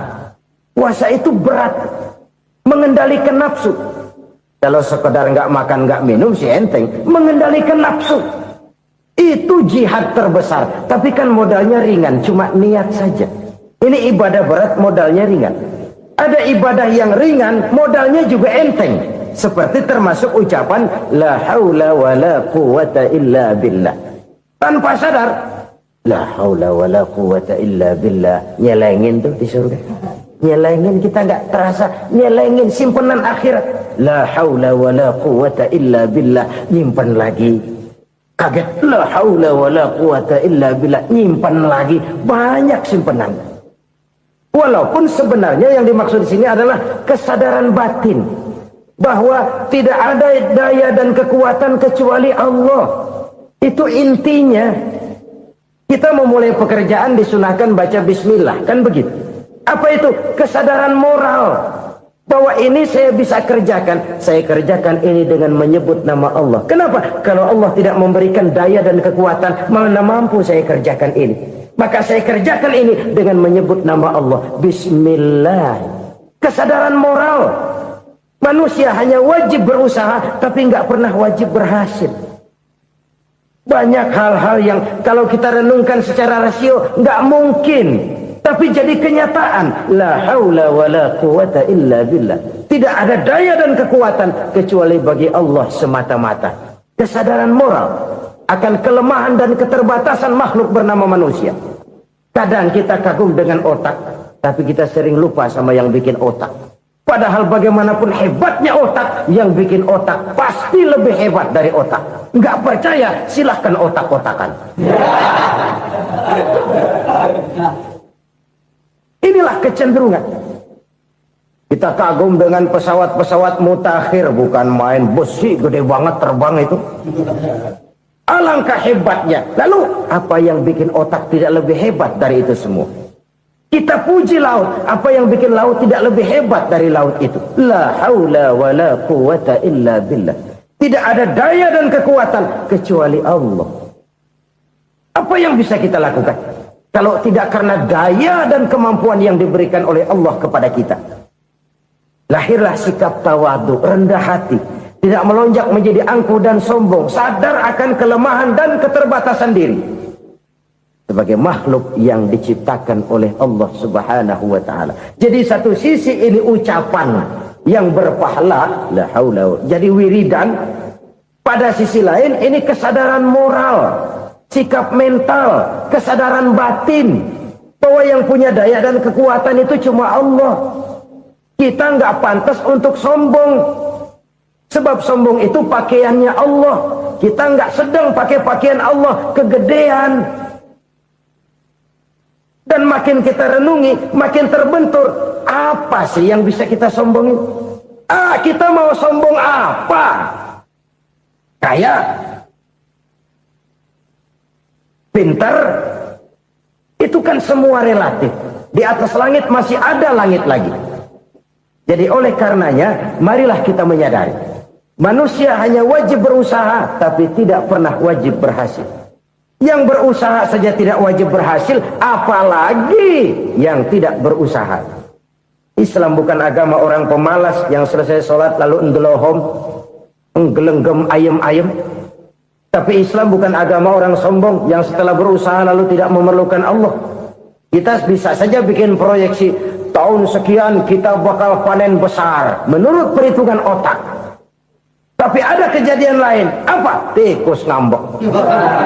Habis itu dimakanin tikus, panen gagal. Proyeksi rasional gagal oleh tikus-tikus yang ngambek itu. Bisa saja terjadi. Tahun depan kita panen besar, urung. Kenapa? Musim panas panjang. Dan sekarang ini koran-koran bikin berita musim mengalami penyelewengan. Bukan cuma manusia yang nyeleweng sekarang. Musim pakai nyeleweng. Mestinya kan musim hujan udah selesai, masih hujan-hujan juga. Musim. Nah sekarang kita boleh bikin proyeksi, kita bakal panen besar. Tahu-tahu musim panas panjang, sawah retak, air kering. Cari teknokrat yang paling botak, suruh pendekin tuh musim panas. La haula wala quwata illa billah. Inilah kesadaran moral. Saudara, saya teringat satu saat ada seorang konglomerat. Umurnya ya kira-kira 70-an. Satu saat dia ditanya oleh wartawan, "Pak, umur Bapak berapa sih?" "Ya paling 10 tahun." 10 tahun? 10 tahun? Anak Bapak berapa orang?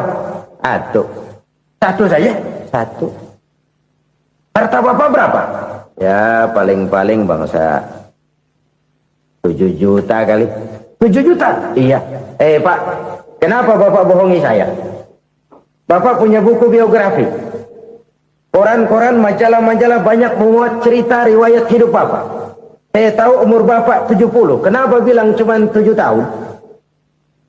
Saya tahu anak Bapak 8. Kenapa cuma bilang 1? Saya tahu harta Bapak miliaran, mungkin triliunan. Pabrik di mana-mana, bank di mana-mana. Kenapa bilang uang Bapak cuma 7 juta? Nah, kata si konglomerat tadi, kamu benar nak, kamu benar. Umur saya kalau jumlahnya memang 70 nak. Cuman ingat-ingat saya, baru 7 tahun terakhir ini saya sujud. Baru 7 tahun terakhir ini saya berusaha dekat dengan Allah. Saya laksanakan perintahnya, saya jauhi larangannya.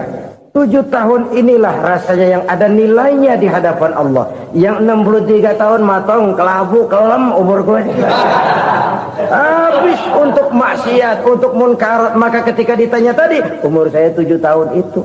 Oh begitu Pak. Oh iya. Lalu anak Pak. Anak bapak kan 8. Kenapa bilang cuma 1? Nah, kalau jumlah hitungannya memang anak saya 8. Tapi dari 8 orang ini rasanya cuma 1 nih. Yang bakal jadi buah hati, belahan jantung. Pelanjut cerita, penerus sejarah. Bakal jadi anak soleh yang akan mendoakan saya. Cuma 1 rasanya anak saya ini yang bakal jadi buah hati saya. Besar-besaran saya. Yang akan mendoakan di kubur saya. Yang akan mendoakan di akhirat saya. Yang 7 orang mana, Masya Allah, yang 1 tenggeng, yang 1 nyekek botol mulu, yang 1 nggak karu-karuan. Makanya saya bilang 1 anak saya yang akan bisa mendoakan saya. Oh begitu Pak. Iya. Nah harta Pak, harta Bapak kan triliunan, pabrik Bapak di mana-mana, uang Bapak hampir di tiap bank-bank besar. Kenapa bilang cuma 7 juta? Betul kau nak. Harta saya kalau jumlahnya memang miliaran, triliunan mungkin. Tapi yang saya ingat baru 7 juta tuh yang saya belanjakan di jalan Allah. Saya nyumbang masjid, saya santuni yatim piatu, saya bantu pembangunan pesantren, saya bantu pembangunan rumah sakit Islam. Itu yang akan saya bawa pulang ke akhirat, yang 7 juta itu. Yang triliunan itu nanti akan diperebutkan oleh anak-anak saya sebagai waris saya. Jadi harta saya 7 juta itu yang bakal nemenin saya di akhirat. Yang akan saya bawa pulang jadi teman saya. Ini merupakan cerminan dari rapuhnya akhlak kita kepada Allah Subhanahu wa ta'ala. Karena usaha saya memang, karena saya peras keringat banting tulang, tentu. Tapi sadarkah kita bahwa sepanjang yang bisa kita lakukan cuma berusaha, peras keringat banting tulang, pergi pagi pulang sore. Tapi bisakah kita memastikan hasil usaha kita? Apalagi yang paling dekat, misalnya saja yang sungguh-sungguh di luar jangkauan kemampuan kita. Soal rezeki, soal jodoh, soal maut. Kitakah yang mengatur? Kitakah yang menentukan? Subhanallah. Manusia sungguh tidak berdaya menghadapi 3 hal paling pokok ini. Rezeki, kita cuma bekerja. Kitakah yang menentukan? Tidak. Kita berusaha saja rezeki belum pasti dapat, apalagi kalau kita tidak berusaha. Jangan terjebak dalam fatalisme, belum perang udah nyerah. Emang dasar rezeki datangnya dari Tuhan, gak usah kerja dan ntar juga kalau dia datang. Dari mana datangnya? Kerja saja belum tentu dapat rezeki, apalagi kalau tidak kerja. Yang jelas usaha perlu kepastian, itu urusan Allah. Ini akhlak kepada Allah Subhanahu wa ta'ala. Jodoh juga begitu. Kita berusaha, kita berupaya, Allah menghendaki lain jadinya. Maut juga begitu. Siapa sih yang pengen ngadepi maut? Siapa sih yang pengen mati? Siapa sih yang pengen ketemu malaikat Israel? Tidak seorang pun kalau ditanya, kecuali mereka yang putus asa ya. Kalau otaknya masih normal, mau mati mesti belakangan dulu udah dikit. Tapi yang satu itu saudara, kalau dia sudah datang, tenaga mana yang bisa menolak? Kalau dia sudah berkunjung, kekuatan mana yang bisa menghindar? Kalau dia sudah ingin bertemu, kemana kita bisa melarikan diri? Manusia sepanjang yang dia lakukan hanya berusaha. Tapi kepastian, ketentuan dari Allah Subhanahu wa ta'ala. Orang yang kufur nikmat, nutupin Allah. Dia merasa rezekinya adalah mutlak peras keringatnya. Seolah-olah Allah nggak punya peranan apa-apa di situ. Oh, ini kan saya bisa rumah begini karena saya kerja keras. Oh, ini mobil saya begini saya kerja keras. Peras keringat, banting tulang, keras.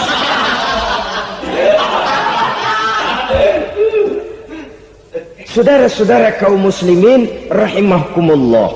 Jadi menutup-nutupi Allah Akibatnya nanti kalau dia berhasil, Allah ketutupan. Kalau dia gagal, orang lain dicaci maki, dicari kambing hitam. Yang kambing hitam kan mahal. Karena orang sering cari-cari kambing hitam. Jarang orang mau jujur kalau bertemu kesulitan lalu mencari sebab pada dirinya sendiri. Yang paling enak ya nyalain orang. Lo begitu. Orang lain yang paling enak kita salahin. Au ya'malu fi mukhalafatil mun'im, atau dia melakukan sesuatu yang tidak sesuai dengan kehendak yang memberikannya nikmat. Diberikan kita tangan, mulut sih nggak berhenti, terima kasih Tuhan, alhamdulillah saya dikasih tangan. Cuma nih tangan enteng mat nabokin orang mulu.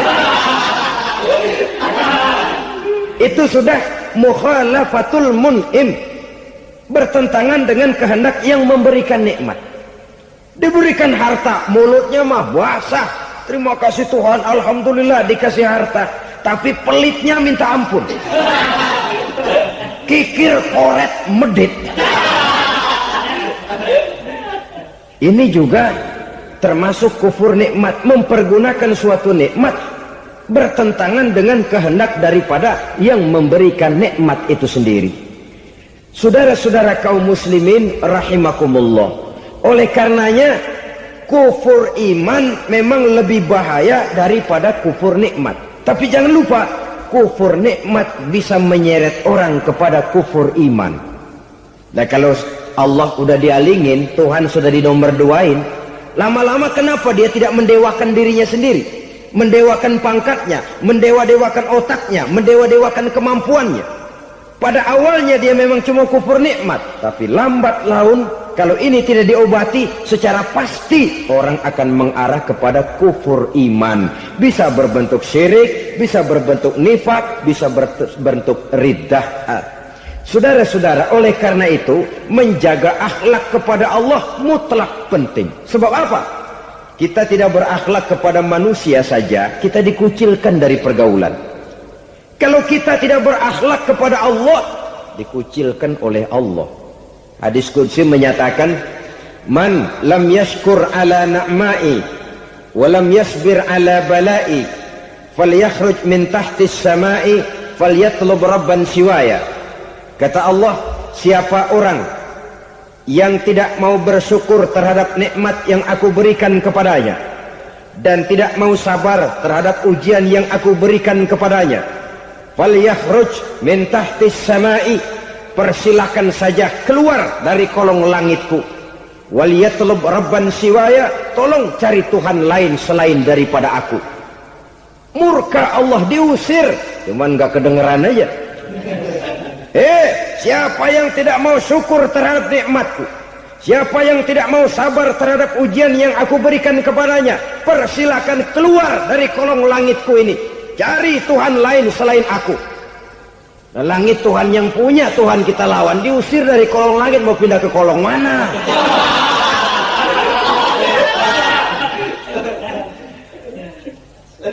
Jadi jangan merasa kufur nikmat kan enteng. Iya, kelihatannya begitu, tidak sebahaya kufur iman. Tapi kufur nikmat ini merupakan anak tangga yang kalau kita sudah mulai naik, kita akan naik terus sampai kepada tingkat di mana kita mengalami kufur iman. Kalau sudah ke sana, maka akhlak kita kepada Allah terkenalah erosi, terkena polusi, hancur akhlak kepada Allah, dan itulah sumber kesengsaraan abadi. Kalau cuma kita tidak berakhlak kepada manusia, barangkali resikonya cuma kehidupan di dunia ini. Mungkin juga ada kehidupan akhirat, tapi kalau sudah tidak berakhlak kepada Allah, dunia akhirat kita rugi dan celaka. Maka pada kesempatan ini saya mengajak, marilah jaga baik-baik akhlak kita kepada Allah. Satu kali kita bertauhid, sampai mati kita bertauhid. Satu kali la ilaha illallah, jangan tergelincir lagi kita keluar daripada kalimat itu. Satu kali kita bertuhankan Allah, jangan bertuhan yang lain selain daripada Allah. Jangan sekutukan Allah, jangan samakan Allah dengan sesuatu, jangan mengangkat yang lain sama agungnya dengan Allah. Sebab dengan demikian kita seolah-olah sudah mengotori akhlak kita kepada Allah subhanahu wa ta'ala. Ini berat, saudara-saudara. ini tidak ringan. Kadang-kadang saya katakan tadi, masalah ekonomi, kadang-kadang persaingan hidup yang makin tajam, di tengah lapangan kerja yang makin sulit, di tengah orang banyak potong kompas. Kalau berpatokan kepada nilai tauhid, la ilaha illallah, tidak ada Tuhan selain Allah, maka saya tidak akan takut kecuali hanya kepada Allah. Saya tidak akan menggantungkan hidup kecuali hanya kepada Allah. Saya tidak akan minta rezeki kecuali hanya kepada Allah. Kadang-kadang situasi yang nekat membuat kita kehilangan keseimbangan, kehilangan pertimbangan, picik pandangan. Akibatnya kita merusak akhlak kepada Allah Subhanahu wa ta'ala. Ironinya kan orang sekarang kalau ditanya, lu nyolong ya? Iya. Kok berani? Emang. Lu nggak tahu Tuhan lihat? Tahu. Kok nyolong juga? Biarin. Kalau Tuhan mah lihat, jaga ribut. Enggak ribut katanya. Kalau orang lihat, 2 orang saja tahu, geger kelurahan. Ini kan sudah mendustai dirinya sendiri, sudah merusak akhlaknya kepada Allah Subhanahu wa ta'ala. Tuhan enggak ribut katanya. Saudara hadirin yang saya hormati, jadi oleh karenanya akhlak kita kepada Allah merupakan basis daripada kehidupan beragama. Kalau itu sudah mulai rapuh, mulai terkena erosi dan polusi, mulai rusak, dikhawatirkan nanti nilai ibadah kita kepada Allah juga akan turut ambruk karenanya. Saudara-saudara kaum muslimin rahimakumullah, tugas yang kedua memperbaiki akhlak manusia kepada sesama manusia. Kita tahu Islam sesuai dengan namanya adalah agama damai. Maka akhlak manusia kepada sesama manusia menempati porsi yang penting dalam kehidupan beragama. Bagaimana seorang muslim bergaul, bertata krama terhadap sesama manusia. Mari kita lihat lebih jauh persoalannya. Untuk memudahkan pembicaraan dari kacamata agama, kita kelompokkan saja manusia itu dalam 2. Pertama yang seiman dan yang kedua yang tidak seiman. Yang tidak seiman itu kita sebut saja kufur atau kafir. Nah, kepada yang kafir pun kita diajarkan untuk berakhlak, apalagi kepada yang memang nyata-nyata seiman, sekeyakinan, seakidah. Kemanapun Islam datang, ke negara manapun ia masuk, ia tidak menaburkan kerusakan. Jadi tidak benar kalau orang pernah itu menggambarkan, saking sentimennya seorang orientalis pernah menggambarkan Nabi Muhammad di tangan kirinya Quran, di tangan kanannya pedang, menggambarkan seolah-olah Islam dikembangkan dengan kekerasan. Sebenarnya tidak sama sekali. Kalaupun dalam sejarah perkembangan Islam pernah terjadi perang, maka perang dalam Islam sesungguhnya apabila kita amati sejarahnya bukan untuk memaksakan agama, karena memang agama tidak bisa dipaksakan, tetapi justru untuk mempertahankan agama dari segala macam hambatan, rintangan, hinaan dan fitnahan. Tapi kemanapun yang jelas Islam masuk, dia tidak pernah membuat kekacauan, kerusuhan ataupun penghancuran. Candi Prambanan bahkan dipugar, gereja-gereja tidak ada yang dihancurkan oleh umat Islam. Kenapa? Islam agama damai. Soal agama, soal lakum dinukum waliyadin, la ikraha fid din, qad tabayyana ar-rusdu minal ghayy. Tidak ada paksaan dalam beragama, sebab nyata yang benar dengan yang tidak benar. Belum pernah ada orang kafir masuk ke perkampungan orang Islam lalu dikejar-kejar, diteriakin kafir, kafir, sunatin.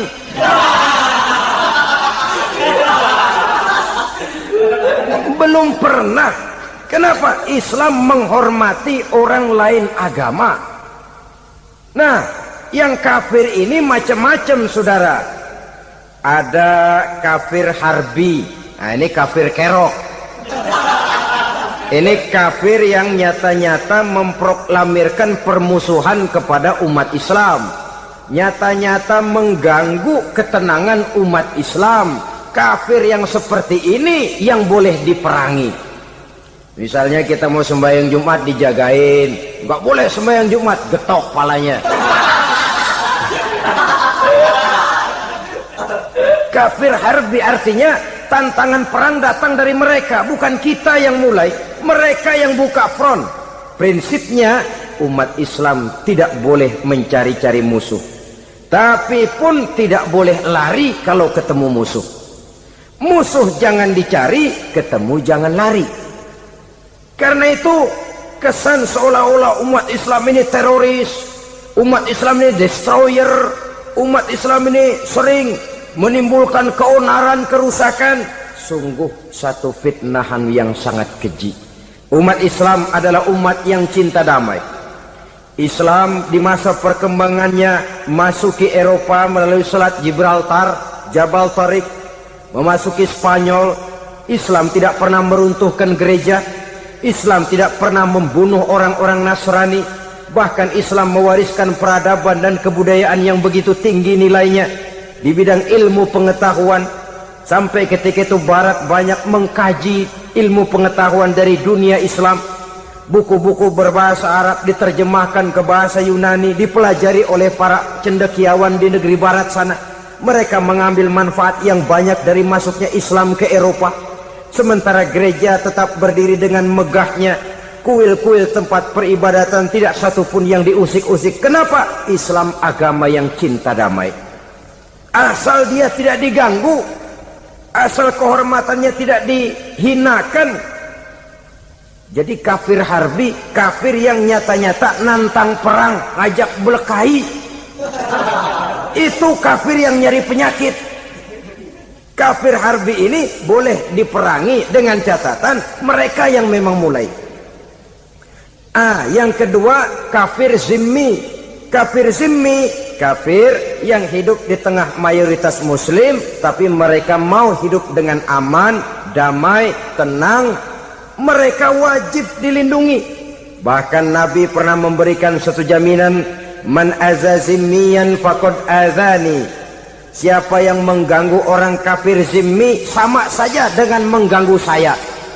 Kehormatannya dijaga, harta bendanya dilindungi, anak istrinya pun dilindungi. Dan ini jadi kenyataan. Saudara bisa lihat di negara-negara yang mayoritas penduduknya beragama Islam, orang-orang kafir di luar Islam hidup dengan tenang, aman, damai. Di Saudi Arabia, di luar tanah haram, di luar Mekah dan Madinah, banyak orang-orang kafir mencari nafkah. Mereka tenang, aman, dilindungi undang-undang. Begitu di Mesir, begitu di negara Indonesia yang berdasarkan Pancasila ini. Kehidupan beragama menimbulkan gairah, rukun, tenang, aman, damai, sepanjang tidak saling ganggu, tidak saling usik, menghargai orang yang sudah beragama, tidak menjadikan penganut suatu agama sebagai sasaran dari dakwah agama lainnya. Saudara-saudara kaum muslimin rahimakumullah. Jadi memang oleh Al-Quran kita dianjurkan asidda alal kuffar ruhama bainahum. Tegas kepada orang kafir, kasih sayang kepada sesama muslim. Tapi tegas bukanlah berarti marah-marahan, bukan berarti musuh-musuhan, bukan ngajaki perang. Tegas dalam arti punya garis tentang kehidupan beragama, lakum dinukum waliyadin. Soal kehidupan sosial, mari kerjasama. Bangun jalan, ayo rame-rame. Siskamling, mari bebarengan. Bikin puskesmas, mari sama-sama. Tapi kalau sudah soal agama, itu tidak perlu ada toleransi agama. Yang perlu toleransi antar umat beragama. Kalau umatnya mau kerjasama silakan, tapi tidak menyangkut soal ibadah. Jangan kerjasama di bidang ibadah. Itu kerjasama yang salah pasang, saudara-saudara. Sehingga dengan demikian toleransi adalah menyangkut kehidupan antar umat beragama. Sedangkan agama sendiri punya coupling yang nyata. Sehingga dengan demikian tegas kepada orang kafir dalam arti kita punya satu kepribadian. Tidak ngambang. Nggak lalu kalau ditanya orang, sebenarnya agama lu apa sih? Gua mah gimana musimnya aja. Agama pakai musim kayak rambutan. Akhirnya ya begitu, musim-musiman. Ke masjid kelihatan, ke gereja hayo, ke candi nongol, ke apa? Bingung malaikat bagaimana nyatetnya nih bocah ini. Di mana aja ada. Kita punya satu kepribadian. Saya Muslim dan garis saya ini, lakum dinukum waliyadin. Bagi Tuhan persilakan agama Tuhan, bagi kami agama kami. Kami hormati Tuhan, Tuhan hormat kepada kami. Tapi soal agama, kaplingnya jelas. Kerjasama, mari urusan muamalah, bidang sosial.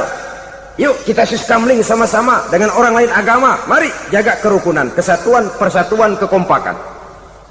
Perbaiki jalan yang rusak, mari sama-sama. Mendandani jembatan yang runtuh, mari sama-sama. Tapi sembahyang, kaplingnya lain-lain. Sebab Nabi juga dulu pernah ditawarkan begitu loh sama kafir jahiliyah dulu, Quraisy itu. Sudah Muhammad, sekarang begini saja, kita join aja daripada marah-marahan. Hari ini saya oke menyembah Tuhanmu Allah, besok gantian kamu menyembah Tuhan kita Latta, Uzza, Manat dan Hubal. Turun, qul ya ayyuhal kafirun la a'budu ma ta'budun. Soal ibadah kaplingnya jelas, tidak boleh dicampur adukkan. Saudara-saudara, adapun maunah, keistimewaan yang diberikan Allah kepada hamba-hambanya yang belum sampai kepada tingkat wali. Tapi orang itu lebih banyak kebaikannya daripada kesalahannya. Umpamanya, saudara jalan bertiga di pinggir jalan. Saudara ada pada posisi di tengah, lalu bertiga ini ketabrak mobil. Menurut perhitungan saudara mati lebih dahulu. Tapi terjadi hal yang aneh, dua teman saudara mati, saudara malah cuma luka dan lecet sedikit saja. Apa itu?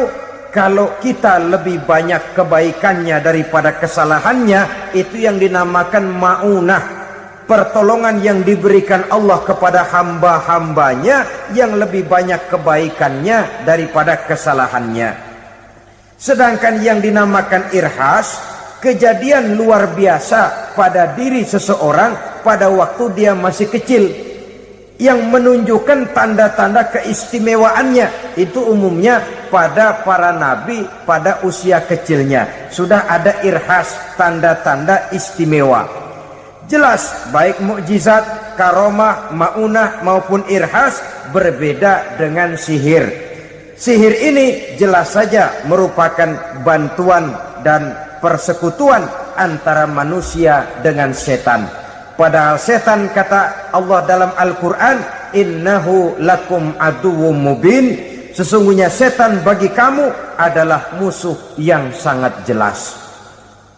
Saudara-saudara kaum muslimin rahimakumullah, di zaman sekarang dalam menghadapi beban kehidupan yang makin pelik, menghadapi stres yang tidak kunjung selesai, menghadapi persoalan-persoalan yang teramat berat, orang sering mencari jalan keluar kepada hal-hal yang menurut pendapatnya bisa meringankan beban moralnya itu.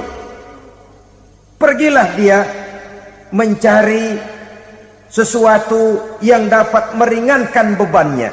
Dan tidak jarang yang jatuh ke pangkuan tukang-tukang tenung, ke pangkuan tukang-tukang sihir, yang mereka itu oleh Quran dijelaskan kadzabal munajjimun walau sodaku.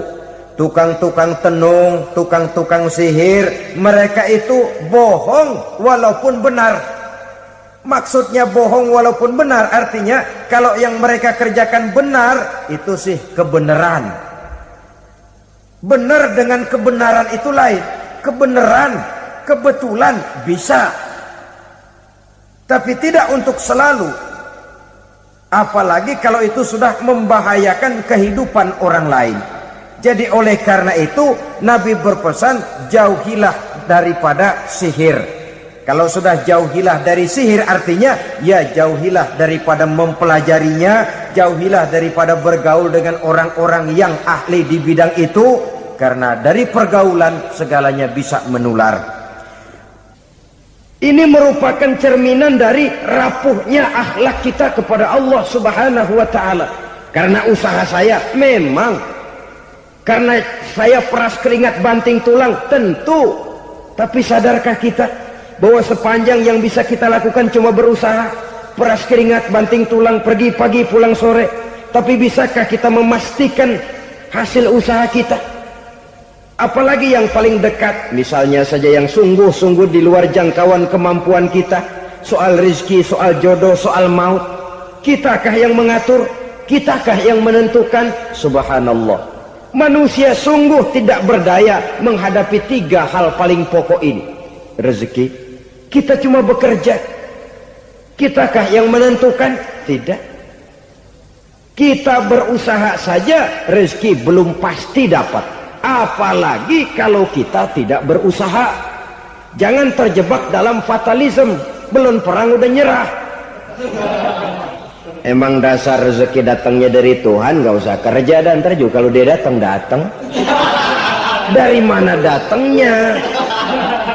Kerja saja belum tentu dapat rezeki, apalagi kalau tidak kerja.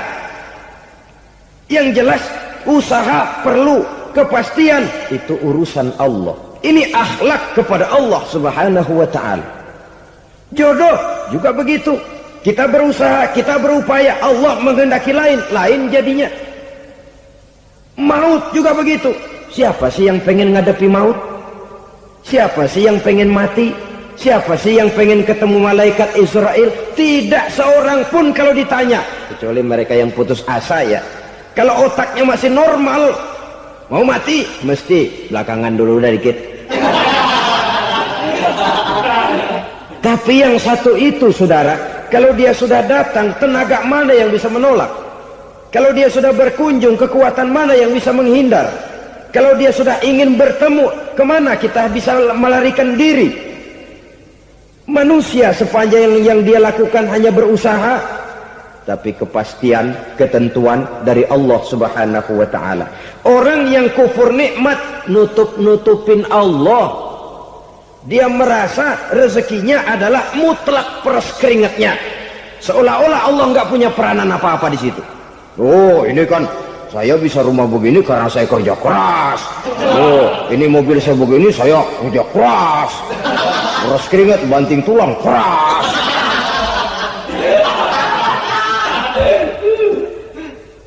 Saudara-saudara kaum muslimin rahimahkumullah, jadi menutup-nutupi Allah.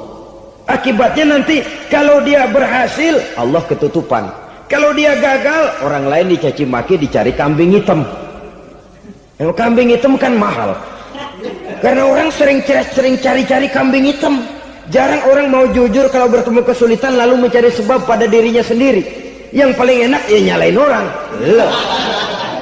Lo begitu. Orang lain yang paling enak kita salahin. Au ya'malu fi mukhalafatil mun'im, atau dia melakukan sesuatu yang tidak sesuai dengan kehendak yang memberikannya nikmat. Diberikan kita tangan, mulut sih nggak berhenti, terima kasih Tuhan, alhamdulillah saya dikasih tangan.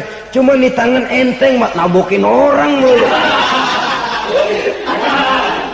Itu sudah mukhalafatul mun'im, bertentangan dengan kehendak yang memberikan nikmat.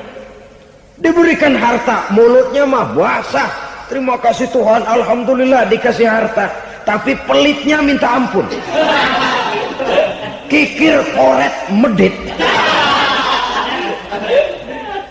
Ini juga termasuk kufur nikmat, mempergunakan suatu nikmat bertentangan dengan kehendak daripada yang memberikan nikmat itu sendiri.